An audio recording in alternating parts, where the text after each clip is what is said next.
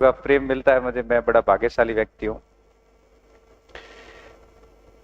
यूनुस खान देतानी लिखते हैं, ये तो रस्म में जहां की अदायगी है वरना, मतलब दुनिया की रस्म की अदा है ये जन्मदिन मनाना, वरना एक सूरज की सालगिरह कहाँ होती है। वाह वाह, क्या बात। देखो ऐसा कोई सूरज नहीं हूं मैं एक शिक्षक हूं, उससे अधिक कुछ नहीं हूं। और जब कोई कहता नहीं कि आप बीमार रहते हो, शरीर ठीक नहीं होता, फिर भी एनर्जी कहां से आती, तब मैं सिर्फ एक बात ही कहता हूं। हकीकत बात यह है कि जब मैं आप लोगों को देखता हूं ना क्लास में, ऑफलाइन क्लासेस के अंदर, ऑनलाइन में तो इतनी भावनात्मक रूप से जुड़ा होता नहीं है। ऑनलाइन में जब स्टूडेंट को देखता हूं, और स्पेशली तब जब कोई बड़ी गहरी कोई बात चल रही हो या कोई अच्छी बात बताई जा रही हो, उसके बाद आपके मुख अरविंद पे, चेहरे पे थोड़ी बहुत जब खुशी आती है, उसको देख के ना मुझे एक अलग सा एहसास होता है। मुझे लगता है कि हम सही कर रहे हैं। और फिर हम दूसरे दिन और पढ़ के आते हैं कि इनको और नया बताया कुछ। फिर आपकी जिज्ञासाएं देखते हैं, तब हम थोड़ी और मेहनत करते हैं कि इसको और कैसे बढ़िया किया जा सकता है। हर बैच में हम कुछ नया करके आते हैं। कई बार गाड़ी में होते हैं तो बीच में आते आते सोचते हैं, यार ये बच्चे कहीं समय खराब तो नहीं कर रहे हैं, कहीं ये रोल तो नहीं हुए हैं, कहीं रास्ता तो नहीं भटके हैं। ये सोचते सोचते कई बार आते शुरुआत में ही ज्ञान देना शुरू कर देता हूँ। क्यों? क्योंकि ये गाड़ी में आते आते थॉट्स आते हैं कि कहीं ये पढ़ते पढ़ते खराब तो नहीं हुए। क्योंकि कई बार मैसेजेस आते हैं मेरे पास, मैसेज पढ़ने के बाद मैं कनेक्ट करता हूँ, यार बस ये कहीं ये भी तो इस रास्ते पे नहीं है, तो थोड़ा बता देते हैं इनको। तब आपको कई बार क्लास में आके हम वापस ऐसे समझाने की कोशिश करते हैं कि गलत मत करना। तो मैं तो देख ही नहीं पाऊंगा ना फिर। पहले आप देख। ये चेतावनी देते हुए बच्चों को, पढ़ोगे नहीं तो बर्बाद हो जाओगे, पढ़ लिए तो ये आनंद है जीवन में। यही सोच के लाए, इसको सही करो। देखो इसमें देखो सारी चीजें हैं। इधर इधर अलर्ट किया आप सभी को कि जीवन में पढ़ लेना सही तरीके से। अगर पढ़ लिए तो ए आनंद है थारे। ये फोटो बहुत कुछ दिखा रहा है भाई। हितेश प्रजापत सिणधरी, राजस्थानी में लिखियो है, ત્યાં आप लिखियो है। मरुधर्रा लाडला, लाडला में लाडगो। अजी तो शुरू ही गोगो थे, दाड़े पेल बजा दिए, बताओ। मरुधर्रा लाडला, काई करूं आप रो गुणगान। हालांकि की जगह मारो नाम लिख छोड़ो है, गुणगान। थोरे पढ़ावण रो तरीको निरालो, सगला करे बखाण। सगला मतलब हैंग बखाण करे। इतिहास, अर्थशास्त्र और भूगोल जोर को पढ़ाओ, जोरदार पढ़ाओ। राजस्थान भारत और विश्व मानचित्र सु समझाओ की बढ़िया तो समझ में को तारे। हाँ, वीर री गाथाओं और कला संस्कृति ने गहराइयां सु समझाए, रानी पद्मिनी मीरा और गोरा बादल रो बखान करियो आए। बाड़मेर जिले रे महावीर नगर रे माए सक्सेस पॉइंट दियो बनाए। वाह। गरीब रा मसीहा कम फीस गुणवत्ता वाली शिक्षा दी लाए। आपकी प्रेरणा वाली शायरी जीत रा हौसला बुलंद करे। गुरुवर थाने बारंबार प्रणाम, बस आई उम्मीद भरे।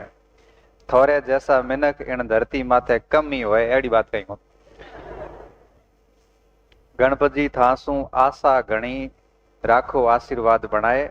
थाने जन्मदिन री घणी घणी शुभकामनाएं। बहुत बहुत धन्यवाद। ये अच्छा है, अच्छा लिखा है, मेहनत करी। तो आप लोग पढ़ो, बहुत बहुत धन्यवाद आपका। ऐसे अपने शिक्षकों को याद करके रखते हो, ये बड़ी बात है, बाकी लोग भूल जाते हैं। और कोचिंग मास्टरों को तो वैसे कोई याद नहीं करता कि न्याल गया तो फीस ले बढ़ाया है कि अच्छा कोई कोई लिखा करे ऐसे इनकी पूजा करने की जरूरत नहीं है, पैसे लिए थे। अरे भाई पैसे लिए थे तो पैसे लिए हैं तो पढ़ा रहे हैं, तो मन से मानोगे तो भगवान जैसे लगेंगे, नहीं मानोगे तो कुछ नहीं लगेंगे। और मुझे लगता है कि किसी से भी कुछ भी सीखते हो तो उसका रिस्पेक्ट करना चाहिए, किसी से भी। मैं आपसे सीखता रहता हूँ क्योंकि आप भी कई बार नए प्रश्न भेजते हो, कई बार नया बिंदु आता है तो मुझे भी सीखने को मिलता है और उसका प्रभाव अगले बैच पे जाके पड़ता है। इनके बैचेज में भी आते थे ऐसे, आप लोग तो ऐसे छुपे रुस्तम हो ना, ऐसे वक्ता भी हो मैं तो यूं ही घमंड कर रहा हूं कि मैं अकेला ही बोल सकता हूं आप तो सारे वक्ता हो। तो आप बताओ क्या चाहते हो जन्मदिन पे, मेरे जन्मदिन आप क्या चाहते हो? नाश्ता बस है क्या जयपुर छोड़ियो, जोधपुर छोड़ियो, बात इतने बढ़िया लगे तो दे बाड़मेर इतनी बढ़िया बात तो मैं को करी हूं तो बड़ो कड़ो बोलियो इसके पापा मुझे मिले थे शायद पाली में। पाली में मैं गया था किसी प्रोग्राम में, तो उनके पिताजी, इसने बच्ची ने शायद पहले बता रखा था, अच्छा उसी वजह से आए थे। तो मिले थे तो फिर मेरे को कहा कि बच्ची को भेजना करना, ठीक है भेज दो, दिक्कत कुछ नहीं, बाड़मेर में अच्छा है, पढ़ाने में कोई समस्या नहीं, बच्चे यहाँ बहुत अच्छे हैं। और खराब भी बच्चे होते हैं मगर अपन जिनके साथ मिलेंगे अपने को वैसे ही लोग मिलेंगे। बारात जाती है, बारात में दारूडिया हुआ 2 मिनट में दारू जगह जोई ले रही कि दारू केत मिल रही हुए मन हैंग ध्यान में पूरी गली में। तो वो तो आपके ऊपर है कि आप कैसे लोगों को ज्वाइन करते हो। तो बाड़मेर से बाहर से जो भी भाई बंधु आए हुए हैं, हमें अच्छा लगता है कि भाई एक दौर था कि हम सब पहले बाहर जाते थे और अब अगर बाहर के भाई बहन यहाँ आ रहे हैं तो निश्चित तौर पे ये हमारे लिए बड़ा गर्व का विषय है और हमारी जिम्मेदारी बढ़ती है कि इन लोगों का मन रखें यहाँ पे। क्योंकि बाहर से कोई आ रहे हैं तो इसका मतलब साफ है कि हम दूसरों से बेहतर कर रहे हैं। और हकीकत बता रहा हूं, आप अपनी कॉपी से किसी भी महानगर की कॉपी के साथ तुलना कर लेना, आप किसी भी टीचर से तुलना कर लेना, आपको लगेगा कि बाड़मेर ठीक था। बच्चे जयपुर बैठे हैं लेकिन ऑनलाइन पढ़ रहे हैं अपने कोर्स से, क्योंकि अपन कभी प्रोफेशनल हुए ही नहीं है, हम हमेशा पारिवारिक रूप से पढ़ते आए, इसी वजह से कई बार कोर्स अधूरे रहे थे। हालांकि अब तो ऐसी स्थितियां नहीं रहती। तो आप आज आप सभी ने मिलके एक बड़ा अच्छा खुशनुमा जन्मदिन मनाया मेरा, तो आप सभी का मैं शुक्रिया अदा करूंगा। और कभी कभी बीच में ऐसा दिन आ जाना चाहिए जिस दिन पढ़ाई ना हो के और कुछ हल्की फुल्की बातें हो जाए, तो थोड़ा लोड नहीं रहता, कभी कभी होना चाहिए। तो इस बात के मैं भी पक्षधर हूं। तो आज वो दिन हमने निकाल लिया, कैसे भी करके जन्मदिन मना लिया। और आखिर में मैं बच्चे को माइक देने से पहले 2-4 बातें कह देता हूं, क्योंकि पता नहीं ये माइक बाद में कब छोड़ेगा नहीं वैसे मतलब मेरी आदत है ऐसे, हमेशा मजाक के मूड में रहता हूं मैं, कभी बहुत अधिक सीरियस नहीं होता, पढ़ाई के अलावा किसी भी मैटर में नहीं होता। देखो पहली बात, मैं प्रेम सिंह के स्टेटमेंट से बहुत प्रभावित हूं और आप सभी को यही कहूंगा, जिंदगी में सब कुछ कर लेना मगर ड्रग्स एडिक्ट मत होना, नशा मत करना, न ऐसे लोगों के साथ रहना, हो तो धीरे धीरे दूर हो जाओ, इस चीज का हमेशा ध्यान रखना। और दूसरा, जिंदगी में कोई भी काम करो आपके माता पिता को इसकी सूचना होनी चाहिए। आप इतने बड़े मत बन जाना कि आप माँ बाप को भी कहोगे तू कौन है, आपको क्या पता, तेरे को पता तो नहीं, ऐसा ऐसा मत कहना। आपको पता नहीं है कि आप जब पेट में थे ना तो आपकी नाभि पूरी मांसपेशियों से आपकी माँ की नाभि से जुड़ी हुई होती है, जब बाहर निकलते हैं तब डॉक्टर उस नाभि को काट के अलग करता है, उस नाभि से आपको उस माँ के पूरे मिनरल्स मिलते हैं। उस नाभि में कोई प्रॉब्लम आती है ना उस रस्सी में, तब कहते हैं कि बच्चा मर जाता है अंदर। और जब आपके होंठ फटते हैं या पैर फटते हैं, इस नाभि में तेल लगाने से वो सही हो जाते हैं। क्यों? शरीर की सारी मांसपेशियां नाभि में कनेक्ट होती है, और ये नाभि आपकी माँ की नाभि से कनेक्ट होती है। तो आपने उनसे लिया है बहुत कुछ, आप उनके तत्वों से बने हुए हो। तो कभी भी ये स्थिति मत करो कि आप अपने माता पिता का अपमान करो। मैंने ऐसा देखा है, जब इसलिए बोल रहा हूं। क्या एक अध्यापक लग गए या किसी नौकरी में लग गए, उसके बाद इनके शब्द सुनना, आप माँ बाप के सामने ऐसे बोल रहे हैं जैसे कोई वो उनके गुलाम है। आप कल्पना कीजिए कि आपके जन्म पे उनको खुशी भी थी, तो कब जब भी कोई ऐसा काम करो, आप उनको अहमियत दो। भाई आज मैं गांव क्यों गया, मैं नहीं जाता तो ऐसा तो था नहीं कोई, बस वो खुश हो गए। मैं घर पे खाना भी नहीं खा के आया, क्योंकि मैं खा के ही गया था यहां से।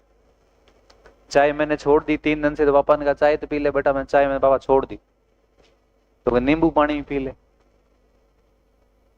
तो पानी पी के आया, मैं अब जाऊंगा, तो कहे जा क्लास ले, तेरे लेट हो रहा है। बस वो इतने से खुश हो गए।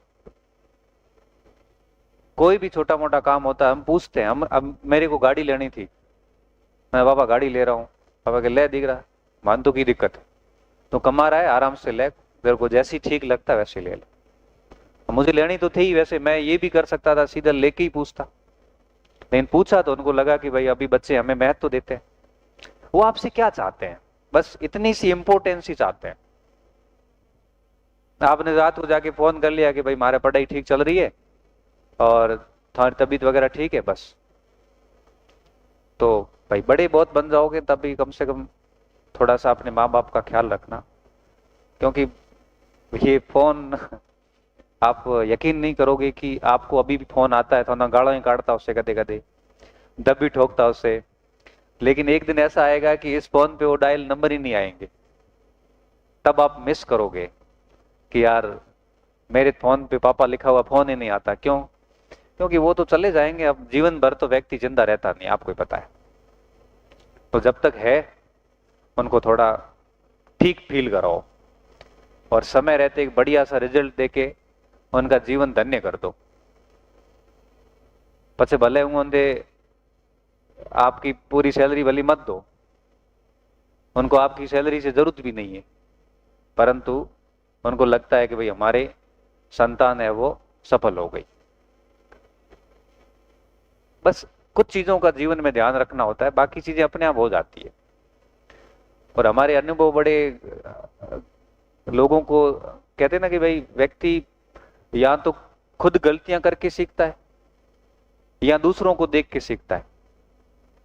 अब गलतियां कर करके सीखोगे, इतना जीवन लंबा है नहीं, तो बेहतर ये है कि आप दूसरों से सीखो कि भाई मुझे ये तो नहीं करना है।